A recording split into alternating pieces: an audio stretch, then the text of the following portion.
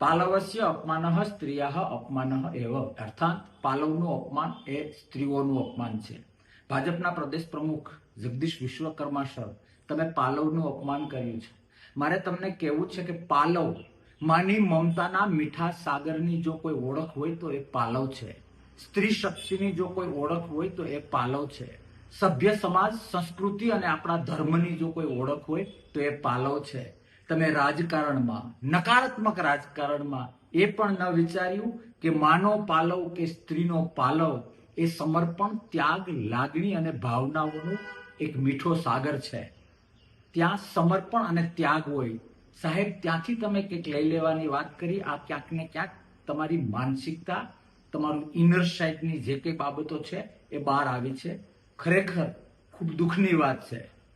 મા પાસે કાન પકડીને માફી માંગવામાં કઈ નાનપ ન હોય. તમે માત્ર પાલવ કે ગેનીબેનનું અપમાન નથી કર્યું, તમે સભ્ય સમાજ, સંસ્કૃતિ અને આપણી સાત્વિકતાનું અપમાન કર્યું છે. પાલવ શબ્દમાં માની મમતા સમજીને નાનું બાળક કાન પકડીને જેમ માની માફી માંગે, સાહેબ તમારે એ ગરિમા બતાવવાની જરૂર છે. એક સ્ત્રીની, આપણા સભ્ય સમાજની, આપણી સંસ્કૃતિની માફી માંગવાની જરૂર છે. રાજકારણ થયા કરે સાહેબ, પણ આટલી નીચલી લેવલનું જો રાજકારણ કરીશું ને તો સંસ્કૃતિ રડશે. ક્યાંક ને ક્યાંક સ્ત્રીઓની ગરિમા ઘટશે, ધર્મનું પ્રત્યક્ષ પરોક્ષ મહત્વ ઘટશે, લોકોને અયોગ્ય દિશા મળશે. એ આ પદ ઉપર બેસીને કરવું અયોગ્ય છે. જય હિન્દ, ભારત માતા કી જય.